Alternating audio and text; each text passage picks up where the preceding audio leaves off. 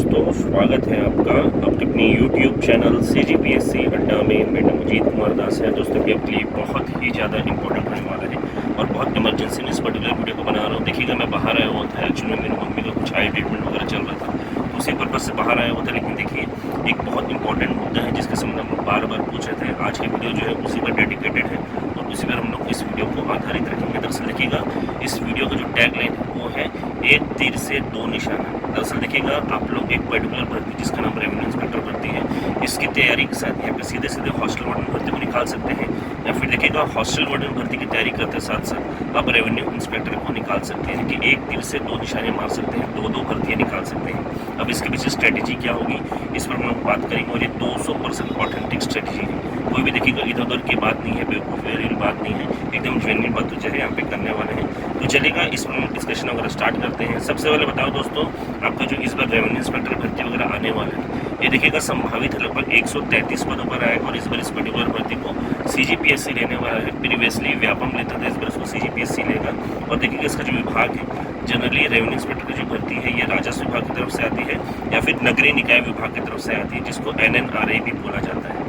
बाकी देखिएगा, इसके लिए जो ग्रेड पे वगैरह है वो 2800 ग्रेड पे है। जबकि हॉस्टल वार्डन भर्ती जो है, इसका पर्टिकुलर विभाग जो ये है आदिम जाति तथा अनुसूचित जाति विकास विभाग, इसको भी इस बार CGPSC ने इसका नोटिफिकेशन वगैरह जारी किया था। हालांकि देखिएगा, संभावनाएं बनी हुई है कि व्यापम में, लेकिन फिर मैं कहूँगा चांसेस ज़्यादा है कि CGPSC लेगा, क्योंकि प्रीवियसली भी CGPSC ने इसका नोटिफिकेशन वगैरह जारी किया है। अब इस पर्टिकुलर भर्ती का जो ग्रेड पे है ये है 2400 ग्रेड पे।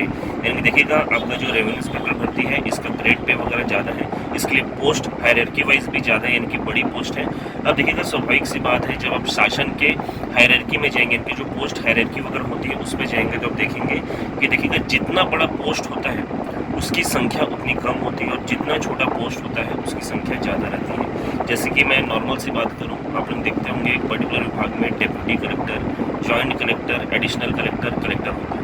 अब कलेक्टर का पोस्ट पूरे जिले में एक ही होगा, लेकिन डिप्टी कलेक्टर के पोस्ट कई सारे होंगे। क्यों? क्योंकि देखिएगा, कलेक्टर बहुत बड़ा पोस्ट है, इसकी संख्या हमेशा कम होगी, जबकि देखिए डिप्टी कलेक्टर कई सारे आपको मिल जाएंगे। तो वैसे ही होता है, जो छोटा पोस्ट होता है उसकी संख्या ज़्यादा रहती है, जबकि बड़ा पोस्ट जो है उसकी संख्या कम रहती है। और यही चीज़ आपको देखने को मिलेगा। देखिएगा, रेवेन्यू इंस्पेक्टर की पोस्ट कम आएंगे लगभग 133 के आसपास, जबकि हॉस्टल वार्डन के पोस्ट बहुत ज़्यादा आएंगे। संभावित है 750 से 800 के बीच में पोस्ट वगैरह यहाँ पे रहने वाले हैं। तो इस आधार पर आप लोग तैयारी करिएगा। आगे बता देता हूँ दोस्तों यहाँ पे कि देखिएगा, यदि आप लोग रेवेन्यू इंस्पेक्टर का सिलेबस वगैरह देखेंगे और हॉस्टल वार्डन का सिलेबस वगैरह देखेंगे, तो इनमें से किसी भी एक पर्टिकुलर भर्ती की आप तैयारी करते हैं तो ऑटोमेटिकली आपका दूसरा जो भर्ती है उसका तैयारी भी हो जाता है। पहले इनका सिलेबस में मैच करवा देता हूँ आपको। पहला देखिएगा, RA का सिलेबस देख लेते हैं। इसमें देखिएगा, सबसे पहला पार्ट होता है कंप्यूटर संबंधी ज्ञान, इसका 20 नंबर आपको मिलता है। दूसरा होता है हिंदी व्याकरण, इसका 10 नंबर। तीसरा होता है इंग्लिश ग्रामर, इसका भी 10 नंबर मिलता है। चौथा होता है गणित, इसके 30 नंबर मिलते हैं। पाँचवा होता है रीजनिंग, इसके 15 नंबर मिलते हैं। छठवां होता है सामान्य ज्ञान, इसके 35 नंबर। सातवां होता है छत्तीसगढ़ का सामान्य ज्ञान, इसके 15 अंक। और लास्ट में करंट अफेयर्स जो है, इसके 15 अंक होते हैं। यानी कि रेवेन्यू इंस्पेक्टर का जो सिलेबस है कुल मिलाकर 8 पार्ट्स में डिवाइडेड है। जबकि यदि मैं हॉस्टल वार्डन सिलेबस की बात करूँ तो इसमें देखिएगा, सबसे पहला पार्ट जो है प्रेजेंट सिलेबस बता रहा हूँ, इसमें कंप्यूटर संबंधी ज्ञान 50 अंकों का होता है, जिसमें 25 लाना कंपलसरी है। दूसरा देखिएगा, हिंदी व्याकरण 10 अंकों का। तीसरा इंग्लिश ग्रामर 10 अंकों का। चौथा गणित 20 अंकों का। पाँचवा सामान्य ज्ञान 15 अंकों का। छठवां छत्तीसगढ़ का सामान्य ज्ञान 20 अंकों का। सातवां देखिएगा करंट अफेयर्स 15 अंकों का। और लास्ट नया जो पार्ट जोड़ा है, 8वां बाल मनोविज्ञान, ये 10 अंकों का रहता है। यानी कि ये भी पर्टिकुलर भर्ती जो है इसका सिलेबस 8 पार्ट्स में डिवाइडेड है। अब देखिएगा, दोनों के सिलेबस वगैरह मैंने आपको बता दिए हैं। अब सिलेबस के पश्चात यहाँ पे कंक्लूजन बताता हूँ। मान के चलिए, यदि आप लोग RA का प्रिपरेशन करेंगे तो हॉस्टल वार्डन के 93% सिलेबस ऐसे ही आपके प्रिपेयर हो जाएंगे। प्लस देखिएगा, हॉस्टल वार्डन के आपको एडिशनली यहाँ पे बाल मनोविज्ञान पढ़ना पड़ेगा, जो कि देखिए यदि शिक्षक भर्ती की तैयारी की है तो उसकी प्रिपरेशन आपकी ऑलरेडी हो चुकी होगी। जबकि देखिएगा, यदि आप हॉस्टल वार्डन का प्रिपरेशन वगैरह कर रहे हैं तो RA के 90% सिलेबस को आप ऐसे ही प्रिपेयर कर चुके होंगे। प्लस एडिशनली देखिएगा, RA के लिए आपको रीजनिंग वगैरह पढ़ना पड़ेगा, बाकी और कुछ नहीं पढ़ना पड़ेगा। बाकी एक चीज़ मैं क्लियर करता हूँ, लास्ट में बहुत इंपॉर्टेंट पॉइंट है कि RA का पोस्ट चूंकि बड़ा है, इसके लिए टफनेस लेवल जो है थोड़ा सा ज़्यादा होगा RA का as compare to hostel warden के। बाकी देखिएगा, आप लोग को सब कुछ पढ़ना है, डिटेलों में पढ़ना है। क्यों आप किसी के लिए कम पढ़ाई करें और किसी के लिए ज़्यादा पढ़ाई करें, एक बार अच्छे से पढ़ाई करें तो देखिएगा इसके लिए आपके दोनों भर्तियों के लिए आप लोग प्रिपेयर हो जाते हो। तो बेटर वे में तैयारी करिएगा। बाकी दोनों में देखिएगा कुछ कम कुछ ज़्यादा है। जैसे कि हॉस्टल वार्डन में बात करूँ तो बाल मनोविज्ञान वाला पार्ट जो है ज़्यादा है, जबकि वहाँ पे रीजनिंग वाला पार्ट कम है।